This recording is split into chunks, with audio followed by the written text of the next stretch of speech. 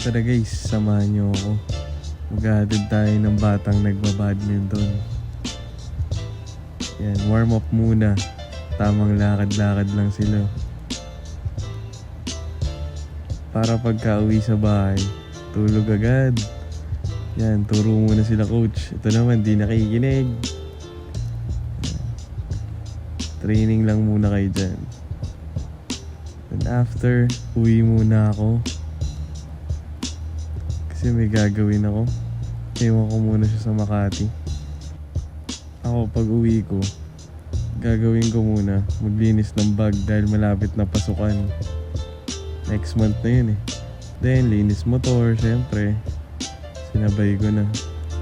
Tapos after, kain ng samgyup. Kasi tomorrow magbabadminton tayo. Ganyan, sundo lang kay Aling Maliit. At bumili na rin ng mga grocery.